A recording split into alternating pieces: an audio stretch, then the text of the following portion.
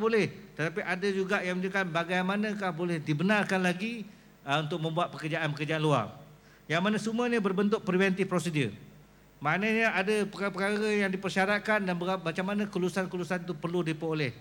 Dan seterusnya, bila berlaku pelanggaran, di sinilah akan ada tindakan tata tertib yang mana sama ada tindakan itu berbentuk preventif. Macam contoh macam kes kebutangan pegawai, kita boleh tahu saja pegawai itu kebutangan, kita kena tengok apakah langkah-langkah pemulihan dan langkah-langkah pencegahan yang perlu dibuat. Contohnya kita tidak boleh tempatkan dia di tempat yang dia boleh jual dia punya jawatan. Dan kemudian ada juga tindakan yang berbentuk remedial action. Yang ni macam kes berhutang jugalah. Kadang-kadang kita cari jalan jugalah. Macam contoh kita rujukkan dia pada AKPK. AKPK kan. Untuk AKPK bantu dia macam mana nak cari jalan menyelesaikan hutang dia. Dan seterusnya macam remediation termasuk juga exit policy lah. Exit policy ada tempoh setahun yang kita serahkan pada pegawai psikologi, bantu dia balik macam mana nak cari jalan. Macam saya dah 2 program sebut dengan pegawai psikologi, saya kata tolong jangan lihat pada pegawai itu sahaja. Lihat pada persekitaran kerja, termasuklah kerja-kerja yang dia buat dan suasana pejabat dan termasuk dia punya pegawai atasan. Supaya kita kena ada penyelesaian yang menyeluruh. Yang ini saya amat kait dengan yang isu penyelia tadi yang tentang kes kerani hilang barang yang kes kecurian yang dituduh kerani dia buat. Kemudian kita ada punitive action, ini tindakan tertib yang kita ambil untuk menghukum. Yang mana untuk tindakan tertib yang kita nak buat dapatan salah ni, ada tindakan disciplinary proceeding yang berkenaan dengan interlocutory proceeding. Okey. Nanti saya akan terang secara ringkas. Interlocutory ni ialah contoh kita nak ambil tindakan buang kerja ataupun turun pangkat, tapi setengah-setengah prosedur ini memerlukan tindakan gantung kerja kerana berlakunya sabitan. Dan ada juga tindakan tertib sebelum nak buat tu kita ada tindakan tahan kerja. All this adalah bersifat interlocutory. Maknanya kita kena settlekan dulu pegawai ini perlu ditahan ataupun digantung dan baru kita proceed dengan prosedur tertib. Kemudian consequential discipline proceeding, ini yang contohnya apabila seorang pegawai itu dikenakan tindakan tata tertib, bukan berhenti itu sahaja. Dalam satu tempoh, contohnya kalau kena hukuman amaran, maka 12 bulanlah dia tidak boleh naik pangkat. Dan last sekali lah proceeding discharge, maknanya proceeding tertib yang dengan pertuduhan. Yang mana ini adalah prosedur mana setiap proceeding tu ada prosedur yang perlu dipatuhi. Yang ini secara ringkas saja yang saya nak nyatakan. Yang ini tuan-tuan, kalau tak faham, tak hafal, jangan risau. Sebab ini penasihat undang-undang yang kena tahu dan kena advice. Mana unit integriti, kalau tak clear benda ni, tanyalah PU. Jangan tanya PU. Tanya PU ni apa pencetus umar. Dia memang tak tahu apa, dia terus bagi dalil. Hujah-hujah apa semua kan. Kena tanya PU. Sebab tanya PU adalah salah satu kerja kita. Dekat JPA tuan-tuan, selalu pegawai-pegawai terperangkap dengan Tan Sri KPPA. Bila bentang, dia akan tanya satu soalan cepu mas. Dia akan tanya, you bentang-bentang ni dah tanya penasihat undang-undang dah? Kalau belum ditanya, siap lah. You jangan rujuk kat saya, you tanya pejabat PU dulu. Bukan soal saya ni berkuasa, tidak. Sebab dia tidak mahu buat apa pertimbangan yang terlepas isu perundangan. Kes tata tertib semuanya ada isu perundangan. Jadi tak boleh miss benda tu. Memang kena dapatkan ulasan PU. PU pula tak boleh tolak, ni bukan kerja saya, you buat siasat dulu tak. Dia kena assist. Selalu kita akan assist bagaimana nak bentuk how to build up a case. Seterusnya, tentang prinsip asas dalam prosedur tertib. Jadi kita tahu undang-undang pentadbiran, administrative law iaitu rules against bias. Yang ini yang kadang-kadang jadi isu. Ada juga Profesor saya nak share lah. Ada setengah-setengah, saya buat seminar dengan kaki tangan universiti minggu lepas. Dia kata, dia orang bagi pertanyaan lah. Dia kata ada setengah-setengah jawatan konsultatif ni bias. Dia kata orang ni ada connection lah, inilah apa semua. Tapi saya jawab begini saja. Kalau you nak tuduh bias, that tuduhan must be very, very objective, where the connection must be very clear. You tak boleh assume saja just because you tahu orang dalam tu tak suka you. Kalau macam ini punya tuduhan, saya kata minta maaf, tak boleh. That allegation on bias must be very, very objective dan you mesti tunjukkan bagaimana berlakunya conflict of interest. Contohnya kita jadi tertuduh melibatkan mangsa, yang mangsa tu ialah memang anak perempuan kepada salah seorang anggota. Yang mana kita mungkin ada tendensi yang dia akan mensyurkan hukuman berat sebabkan kacau anak perempuan dia. Yang tu direct. Tapi kalau dia cerita-cerita, oh dia sebenarnya memang tak suka saya dulu, sejak dulu, itu semua cerita. Saya kata minta maaf, I'm a legal advisor, we deal with fact. Kita tak deal dengan cerita-cerita. Tapi ada lah yang kata, habis yang cerita Ramli masa ceramah tu, katanya, sudah. Di kadang-kadang orang ni ada jawapan ni tak. Okay, kemudian natural justice, of course, dalam akta kita, Akta 605 ada right to be heard.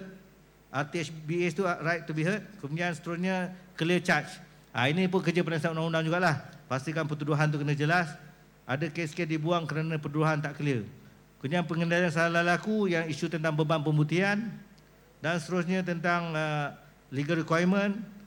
Ada perkara yang berbentuk mandatory. Maknanya kalau Akta 605 ni, antara lain lah yang right to be heard tu adalah hak yang mesti diberikan tanpa sebarang pilihan. Kemudian ada juga berbentuk directory dan ada juga yang berbentuk discretionary. Ini biasanya hukuman lah. Maknanya kita boleh bagilah apa hukuman yang bersesuaian. Tapi masalah ni ialah kadang-kadang orang tidak hadir beratus-ratus hari, kita bagi amaran. Orang tak hadir berbelah-belah hari, kita buang kerja. Pasal apa? Tak sukalah dengan orang tu katanya. Ini cukup bahayalah. Sini tak berlaku lah. Tapi di jabatan-jabatan ni kita cukup khawatir kalau kita mengenakan hukuman berat sebab kita tak suka. Contoh, kita dirujukkan satu jabatan ni supaya pegawai ini disuruhkan buang kerja dalam keadaan tidak hadir 1 hari saja. Tapi bila saya tengok balik, saya kata minta maaf. Ini nampak sangat personal ketua jabatan dengan pegawai bawahan. Saya punya isu satu je. Cuba lihat balik dalam jabatan tu, ramai tak pegawai yang ponteng kerja. Dan kalau banyak hari tak, kalau dia tak ambil tindakan yang beberapa hari ni, kenapa tiba-tiba yang ini 1 hari tak kerja, dia nak syurkan buang kerja. Bermakna benda ni dah jadi personal. Kita tak deal dengan isu personal. Kita akan deal dengan apa? Kalau nak proses juga, Peraturan 36 selain buang kerja. Sebab kita khawatir 1 hari kita ambil, kita buang kerja, tiba-tiba kalau dia berhadapan dengan orang yang dia suka, dia langsung tak syurkan, ini akan jadi terpelak pada JPA. Kenapa ada double standard dalam kita punya kawalan tata tertib? Dan okey, dalam apa ni Akta 605 pula, okey, yang kita nak highlight tentang kesalahan tu termasuklah cuma yang diterjemahkan sebagai peninggalan ya. Biasanya tinggalan is omission. Whether it is an act or whether it is omission. Maknanya apa benda yang kita buat ataupun benda yang kita tinggalkan. Dalam laporan Ketua Audit Negara, biasanya salah lakunya semua berbentuk omission. Maknanya benda yang sepatutnya kita buat tapi kita gagal nak buat. Kemudian tentang jawatan kuasa tata tertib, kita dah tengok dalam jadual tu ada, yang cuma saya highlight merah tu ialah pastikan benda ni, ini legal advisor kena check lah. Pastikan ada bidang kuasa yang betul. Saya baru saja berlaku 2 minggu lepas kat Sabah. Dekat Sabah apa terjadi, saya buat-buat dengan pengarah dia, oh saya ambil tindakan so far adalah orang yang saya beri amaran dan so far seorang lagi tu saya buang kerja. Tetapi masalahnya ialah dia juga yang buat penentuan. Yang ni legal advisor kena betul-betul careful. Pengurusi lembaga tertib yang nak membuat penentuan sama ada nak pergi ke 34 atau 35 ataupun macam Babdi 36-37 lah. Dia hendaklah pengurusi yang mempunyai bidang kuasa selain daripada buang kerja dan turun pangkat. So how can pengurusi yang ada bidang kuasa untuk buang kerja dan turun pangkat, dia pula tanda di bawah 37 yang dia pula dengar kes dan dia buang. Saya kata pasal jawatan tu kecil dia tak tahu undang-undang. Tapi kalau dia tu celik undang-undang, kalau dia challenge habis. Cuma kita beritahu, mungkin orang kata, nasib baiklah tak tahu undang-undang. No. Kita masih ada tanggungjawab untuk berlaku adil, walaupun mungkin pegawai itu langsung tak tahu undang-undang. Itu tanggungjawab kita. Sebab apa? Bila kita ambil kesempatan ke atas kejahilan orang undang-undang, jangan terkejut 1 hari Tuhan akan kenakan kita balik. Ini kata hukum karma. Saya dah banyak dah tengok macam mana you buat orang, hari ini kena balik. Macam satu kes lah, ni 2 hari lepas saya bincang, ada 5 orang termasuk seorang pegawai daerah telah berkomplot nak dapatkan tanah ni supaya pergi kat dia orang ni. Dia buang kota kampung yang mula-mula tidak mahu perakukan, yang mana bagaimana pihak kerajaan negeri memecat kota kampung tu, penghulu. Dia kata bahawa penghulu ni ada skandal dengan bini orang. Because of that, penghulu ni dipecat, masuklah penghulu yang salah seorang ni yang akhirnya memperakukan supaya tanah ni dapat bagi kat dia orang. Daripada 5 orang ni, so far seorang dia yang masih selamat. Yang seorang dah, yang lain tu dah kena stroke teruk. Yang stroke tu memang dah start menggeletar. Cuma yang DO ni, yang rumah besar dia, yang begitu mahligai indah semua tu, dah 3 kali kena rompak, dan dia sekarang ni cari jalan macam mana nak jual rumah dia murah-murah. Masa disampaikan cerita tu pada saya tentang kisah ni, yang tersembur dalam hati saya lah, padan muka kau. Sebab you gunakan segala kuasa untuk ambil peluang, naik pula satu orang tuduh pula ni pasal yang seorang tu sekenal. Dia muka dia daripada selalunya cerah sampai muka dia menghitam. Dan bila dia kena stroke tu, masa stroke tu barulah nak cari masjid, nak salam orang. Tapi orang tak apa-apa nak salam dia. Punya dahsyat tak dahsyat dia punya fitnah.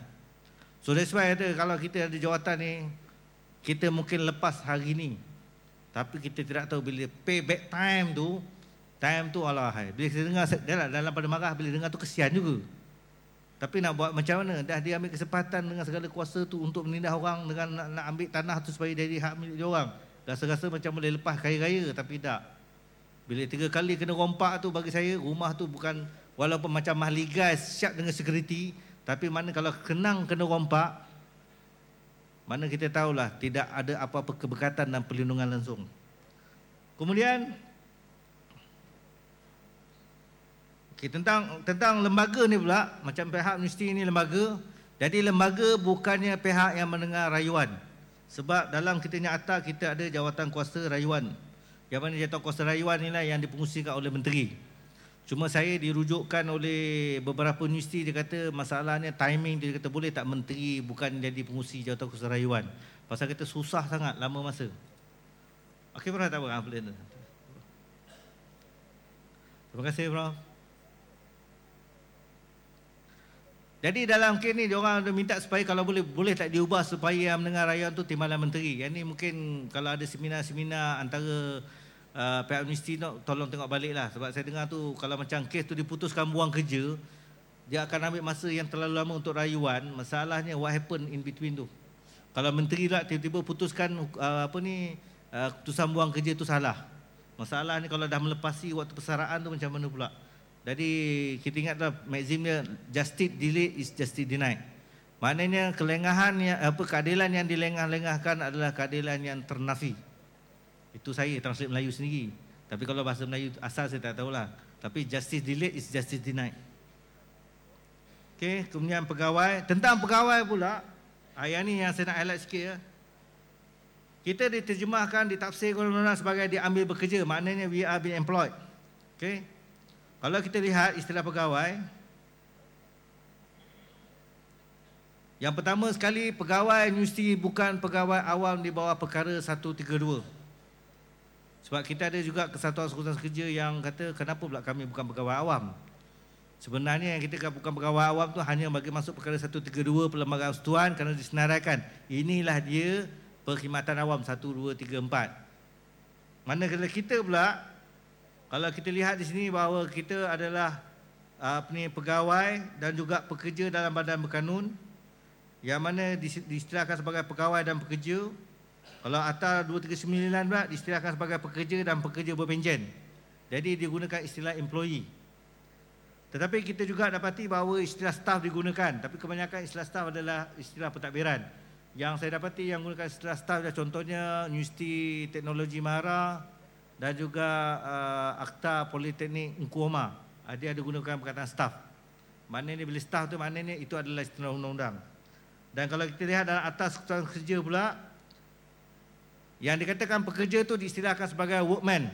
Kalau dalam section 27 dia kata a person employed by the statutory body. Maknanya dia gunakan istilah unemployed person ni adalah workman bagi Akta Trade Union. Tetapi kenapa istilah-istilah ni penting? Supaya kita jangan bercampur aduk. Ini untuk penasihat undang-undang lah. Pastikan kalau nak buat pertuduhan tu, kita merujuk kepada dia adalah pekerja yang diambil oleh badan universiti dan disandarkan kepada whatever pejawatan dia. Sebab yang saya dapati bahawa kita dalam badan berkanun tidak menggunakan perkataan dilantik. Dalam akta tidak digunakan lantik. Sedangkan dalam pegawai awam perkataan yang digunakan dilantik. Di appointed. That's why yang itu ada istilah dia berbeza. Seterusnya, tentang mahkamah termasuk mahkamah syariah, tentang sabitan jenayah. Sabitan jenayah termasuk juga sabitan yang berkaitan dengan pegawai yang dilepaskan dengan ikat jamin di bawah Seksyen 173A. Yang ni ada isu, banyak sangat magistrate ataupun Timbalan Pendahulu Raya bagus sahaja bagi nasihat, ngaku salah je lah. Kami akan pohon supaya mahkamah melepaskan ikat jamin. Tidak ada rekod conviction. So garanti tak ada tindakan tata tertib. Ini satu bid'ah dolalah. Ini memang satu perkara yang tidak betul. Nasib baik ada satu kes badan berkanun ke apa tak ingat, lawyer tu telefon saya. Tuan minta maaf nak tanya tuan, boleh ke mahkamah kata yang kalau dilepaskan ikat jamin ni memang tak kena tindakan tata tertib? Saya kata no, that's very wrong. The court cannot give that kind of assurance. Sebab dia cuma boleh kata itu adalah budi bicara ketua jabatan, sama ada untuk teruskan atau tidak bergantung pada serious case. Dia tak boleh bagi debt jaminan. Debt jaminan is legally wrong. Supaya macam saya jadi magistrate, dia kata kalau anda kata didenda di bawah RM2,000, garanti tidak ada tindakan tata tertib. Saya pun banyaklah bagi kes bawah RM2,000, garanti tak ada tindakan tata tertib. Tapi bila saya jadi penasihat undang-undang JPA, saya tak jumpa pun benda tu. Walaupun kena RM500 sekalipun, RM300 pun, kalau itu adalah sabitan jenayah, sebenarnya masih boleh diambil tindakan tata tertib. Cuma nak buang kerja atau tidak, itu terpulang pada jawatan kuasa tata tertib. So ini antara kekeliruan yang selalu berlaku. Okay, prima facie ni ialah kata orang tu at the face of value memang ternampak salah. Ada sebab saya nak explain benda ni. Kurnia representasi ialah apa-apa pengakuan yang diberi oleh pegawai, sama ada pengakuan dalam bentuk menafikan ataupun mengakui. Okay. Kenapa tindakan tatip kena ikut prosedur? Because benda ni antara lain ialah ini melibatkan pihak nasi orang. Jangan baca macam mana nak kenakan orang, tapi kena baca macam mana kalau anda kata kita yang terkena. Itu sebab benda ni kita kena careful, bukan jadi susah, cuma nak berhati-hati. Prosedur tata tertib sebenarnya terlalu mudah. Tapi bila kita buat cincai-cincai ni lah yang kebanyakan bila sampai mahkamah tu nampak sangat berlaku, nak kata penganiayaan ke ataupun kezaliman. Lebih kurang macam tu lah. Maknanya pegawai ni kadang-kadang sengah-sengah dituduh sembrono. Ada satu universiti tu, saya tengok pertuduhan tu, saya pun geleng kepala. Pertuduhan tu nampak sangat saja nak ngenakan saja pensyarah tu. Bila saya tengok balik, saya geleng kepala. Dan pegawai tu dikenakan hukuman lah. Kemudian tak lama tu jangan rujuk pada Ketua Pengarah Pemerintahan Awam. Ketua Pengarah minta saya tengok. Bila saya tengok, dia kata memang berlaku ketidakadilan. Tapi saya tak boleh beritahu saja kat pegawai tu. Sebab kalau saya beritahu, masalahnya dia macam ni one thing. Saya ada masa-masa bila orang beri nasihat, saya tahu kadang-kadang ada kesilapan berlaku pada jawatan kuasa tertib ataupun lembaga. Kan saya boleh bagi ruang segala peluru untuk dia melawan. Tapi kadang-kadang saya nak tengok, adakah dia ni akan jadi seorang yang boleh menempatkan balik kedudukan dia atau silap-silap hanya jadi timun. Sebab kadang-kadang macam ada satu kes tu, dia nak melawan, saya tanya balik, you nak melawan, tapi kalau anda kata diambil tindakan sampai you bilang kerja, you ada kerja lain tak? Buat masa ni tak ada lah. Kalau buat masa ni tak ada, kalau boleh bersabar tak ada. Saya minta sabar dulu. So sebab apa? Kalau dia start saja melawan, ini pegawai kontrak. Kalau dia start melawan, kalau anda kata dia tak boleh nak cover himself at any time, at every time, sekali dia buat salah, kalau dia dipecat, masalah ni kadang-kadang dia ada rekod. Yang dia ni memang tak boleh bekerja mana-mana tempat. Sedangkan saya tanya, you kalau nak lawan, kalau you kena pecat, you punya pinjaman perumahan ada tak? Ada. Pinjaman kereta ada tak? Ada. Kalau ada, you ada tak jalan lain nak selesaikan hutang tu? Tak ada. Kalau macam tu, bersabarlah dulu. Sebab bukan you tak boleh ikut undang-undang, saya boleh explain A to Z. Tapi saya tak nak you menang jadi arang, kalah jadi abu. Itu sebab dalam hal human resource, kalau tuan-tuan baca kes law apa pun, dia kata sometimes you cannot be very legalistic. Kalau anda kata the damage yang you akan suffer lebih teruk daripada keadaan yang ada ni. Yes, memang you ada terkilan. Tapi kalau you melawan, akhirnya menyusahkan lagi hidup you.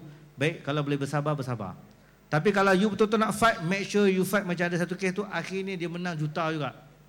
Dia kata no, as a matter of principle, I will fight. Okay, go ahead.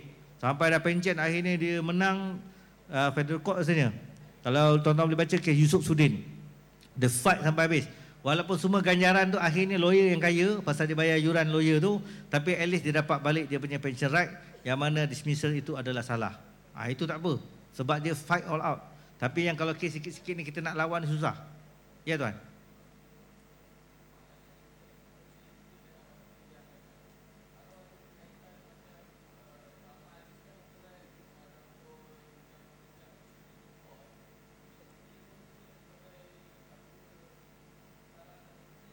Tak. Saman trafik bukan. Yang ini kes jenayah saja.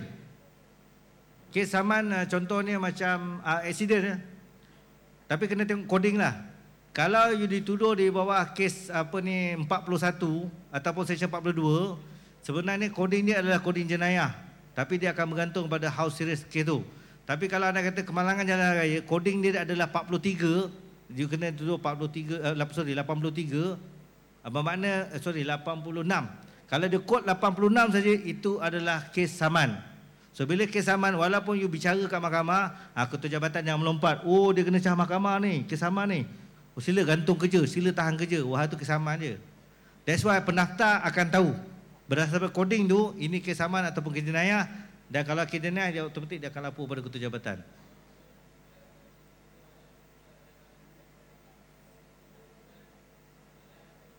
Bukan, kes trafik semua adalah kes saman. Kecuali yang kes melibatkan kemalangan maut. Ataupun apa satu lagi 42 tu yang memandu secara melulu. Pasal dia coding ni 83 kes jenayah. Tapi normally kes trafik ni kita tengoklah walaupun dia coding kes jenayah. Tapi kalau kes tu memang tak ada unsur-unsur jenayah tu kita tak proceed lah. Dia bergantung pada fakta lah benda ni. Dia tak ada jawapan yang satu jawapan saja. Dia bergantung pada fakta kes. Seterusnya, jawatan kuasa tertib menjalankan kuasa judicial power, kemudian boleh disemak oleh mahkamah dan boleh juga dirayu. Yang mana kalau tak patuh pada prosedur, tindakan tertib itu tidak boleh dipertahankan. Jadi banyak kes kadang kat mahkamah. Tapi one thing yang kat mahkamah kita discover juga, ada kalanya kes-kes itu pegawai menang bukan sebab merit, tapi kadang-kadang mahkamah being merciful. Yang ni kadang-kadang kita, kadang kita nak, kalau boleh nak juga bersuara pada mahkamah. You cannot be merciful kalau merit memang pegawai itu dah salah. Because once you be merciful kepada satu pegawai sebab kesiankan dia, sebenarnya you juga berlaku tidak adil pada pegawai-pegawai yang cemerlang. Be merciful, akhirnya dia kembalikan tugas dia, bersara dapat pencen macam orang yang bagus-bagus ni. Orang yang bagus-bagus semua akan terkilan. That's why it's very dangerous kalau bila mahkamah ni being so nice ni. Nanti saya akan tunjuk satu nota last belah petang kot. Okay, ini tentang penyediaan ni tuan-tuan tak perlu risau. Ini memang ada dalam nota ni untuk PU.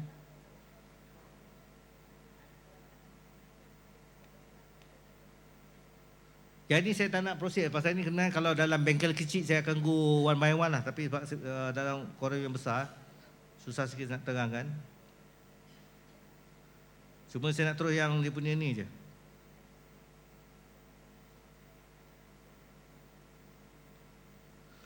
Okey, dalam tindakan tata tertib, sama ada yang selain buang kerja ataupun yang membawa pada buang kerja, perbezaan yang pertama sekali, untuk yang selain buang kerja, kita nak tentukan wujud atau tak wujud salah laku. Manakala bagi buang kerja, penilaian ni adalah prima facie case. Sebenarnya kalau betul-betul cakap lah, saya pun tak tahu kenapa orang draft dulu macam tu lah. Tapi wujud kesalahan dengan prima facie sebenarnya tak ada beza pun, serupa je. Cuma orang draft masa tu je sebut tu nampak macam best je. Tapi legally speaking and judicially speaking, pengalaman saya sebagai magistrate, sebenarnya tak ada beza. Yang kedua, kalau kita lihat dalam Patuan 33, pegawai naklah diberitahu, tetapi untuk buang kerja, pegawai itu naklah dikemukakan pertuduhan. Yang ketiga, kalau dalam kes yang bukan buang kerja ni, kalau ada keraguan, pegawai ini minta beri penjelasan. Tapi untuk kes buang kerja, jawatan kuasa kesihatan naklah ditubuhkan kalau ada keraguan. Kemudian, peraturan 33 bergantung pada jawatan kuasa tertib untuk menimbang dapatan salah atau tidak. Dan dalam keadaan peraturan yang buang kerja pula ada sebut pegawai bertanggungjawab membersihkan diri ini dari pertuduhan. Tetapi di sini yang saya nak highlight tuan-tuan perempuan, ini kalau tuan-tuan terkena lah. Okay. Ini yang membezakan kes ini dengan kes jenayah. Dalam kes jenayah, orang kena tuduh dahulu dia masih maintain innocent dia. Sampailah mahkamah mengatakan bahawa ada prima facie case, barulah dibuat pembelaan. Tapi dalam kes tata tertib dia terbalik. Kes tata tertib ialah pengusi akan kata dia ni memang salah. Kemudian macam mana you nak mengatakan you tak salah? Ini yang di draft dalam tata tertib. Dan kenapa jadi macam ni yang saya tolak ke belakang tu dalam gambar tu? Dia akan buat dapatan salah berdasarkan pada kewujudan yang dah ditentukan. Okey, kita wujud salah laku. Now kita dah tuduh dia. dah dengar representasi dia, memang kita dapati dia memang salah. Kecuali dia boleh menyangkal pertuduhan itu. Begitu juga dengan kes buang kerja. Kalau kita lihat di sini, dia kena tanggungjawab membersihkan diri dia. Kenapa istilah membersihkan diri digunakan? Saya pun pelik juga kenapa. Tapi saya try to understand the spirit behind orang yang asal mendraft peruntukan ni. Kerana apa digunakan perkataan membersihkan diri? Kerana pada awal-awal pun sebenarnya pengurusi telah menentukan ada prima facie case. Maknanya pengurusi dah tentukan orang ini memang salah. Sekarang kita tuduh dia. Sekarang macam mana you nak bersihkan diri daripada pertuduhan? Itu sebab dia jadi berbeza. Tidak sama dengan mahkamah sivil. Mahkamah sivil tuduh dahulu, belum tentu dia salah. Lepas mahkamah dengar, sorry, pertuduhan you tak berasas, tak ada kes, buang. Tapi dalam lembaga tidak. Ketua jabatan akan buat pelaporan, pengurusi kata yes, dia ni memang salah, sekarang saya nak tuduh. Macam mana you nak selamatkan diri daripada tuduhan? Pasal kita dah nampak you salah. Nampak dia punya contradiction. Cukup berbeza. Tapi tuan-tuan perempuan, kalau tak faham tak apa ni. Yang paling penting ialah penasihat undang-undang kena advise properly jawatan kuasa tertib semasa bersidang. Jadi kalau tuan-tuan tak clear tak apa. Kemudian dalam hal memerlukan tindakan tertib, saya nak terangkan tentang prinsip best evidence rule. Dalam best evidence rule ni, contohnya macam kes klaim palsu, macam yang cerita tentang yang pegawai nak tukar paguh, dia tak nak, pindah ke paguh, dia pergi seorang-seorang tapi sebenarnya dia bawa anak bini, dia pindah seorang-seorang tapi dia klaim seolah-olah dia bawa anak bini apa semua. So antara dokumen yang kita perlukan ialah dia punya klaim tu dan juga apa fakturan-fakturan yang berkaitan yang menunjukkan bahawa dia sebenarnya tak boleh klaim berkeluarga melainkan kena klaim bujang. Kemudian keterangan lisan saksi, kita macam kes sexual harassment memang kita terpaksa mendapatkan keterangan saksi yang jadi mangsa dan juga kadang-kadang orang yang kali pertama mendengar keterangan tersebut. Dan ini belah petang saya akan cerita tentang sexual harassment. Kemudian keterangan pakar. Keterangan pakar ni biasanya keterangan pegawai psikologi. Ada pegawai psikologi sini tak? Ada tak? Tak ada kan? Okey.